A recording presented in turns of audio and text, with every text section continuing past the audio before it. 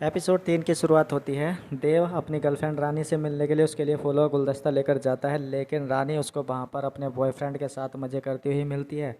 जैसे ही वो गेट खोलता है वो देखता है रानी अपने बॉयफ्रेंड के साथ कांड कर रही है और उससे पूरे मज़े ले रही है। ये देखकर वो अंदर आता है और उनकी दोनों की सच्चाई को पकड़ लेता है और वो रानी को मारना चाहता है। तब उसका बॉयफ्रेंड बीच में आ जाता है। वो कहता है कि तूने रानी मुझे धोखा दिया, मैंने तेरे लिए क्या नहीं किया। तब रानी कहती है कि धोखा तो तू अपनी बीवी को दे रहा है।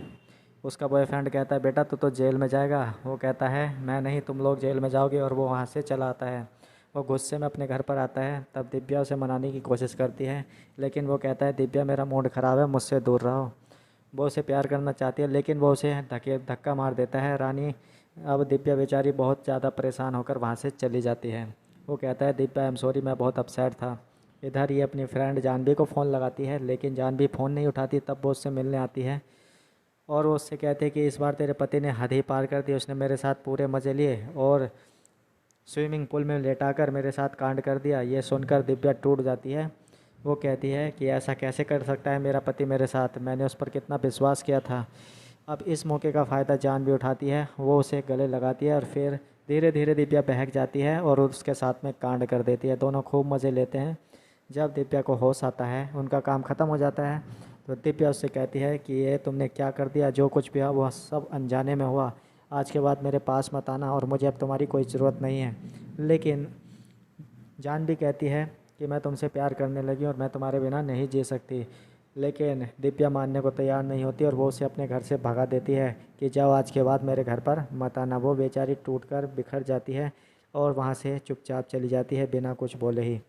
यहीं पर इसका ये एपिसोड ख़त्म हो जाता है। एपिसोड 4 की शुरुआत होती है। दिव्या को परेशान देखकर उसका पति देव उससे पूछता है कि दिव्या क्या हुआ, क्या तुम मुझसे कुछ कहना चाहती हो? मैं देख रहा हूँ कि तुम कुछ ना कुछ मुझसे कहना चाह रही हो, लेकिन कह नहीं पा रही हो। मैं जानता हूँ कि मैं एक बुरा इंसान हूँ और मेरा कई लड़कियों के साथ अफेयर चल रहा है। दिव्या कहती है ऐसी कोई बात नहीं है जी, मैं तुमसे बहुत प्यार करती हूँ और तुम्हें खोना नहीं चाहती।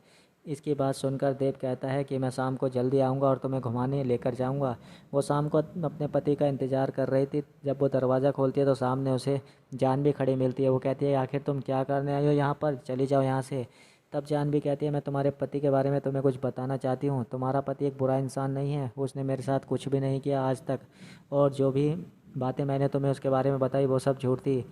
दिव्या कहती है ऐसा तुमने क्यों किया? वो कहती है कि क्योंकि मैं तुमसे प्यार करती हूँ और तुम्हें खोना नहीं चाहती। दिव्या उसकी बात सुनकर उसे वहाँ से भगा देती है और गेट बंद कर लेती है। वो कहती है आज के बाद मुझे अपनी शक्ल मत दिखाना। जान भी गेट खटखटाती है, लेकिन वो गेट नहीं खोलती। लेकिन दूसरी बार जब उसका पति आता है वो गेट खोलकर उसे चिपक जाती है और कहती है कि मैं तुमसे बहुत प्यार करती हूँ। देव कहता है मैं भी तुमसे बहुत प्यार करता हूँ और आज तुम्हें गोद में उठाकर ऊपर लेकर जाऊँगा। और उसे गोद में उठाकर ऊपर लेकर जाता है और फिर उसके साथ में कांड कर देता है, पूरे मज़े लेता है। लेकिन दिव्या को तो उसकी ही याद आ रही थी। वो जानवी के ही सपने देख रही थी जब उसका पति उससे मज़े ले रहा था। फिर वो बुला लेती हैं जानवी को अपने पास और उसके साथ दारू पीती है और मज़े करती है। पूरे मज़े लेते हैं, दोनों एक दूसरे के साथ कांड करते हैं।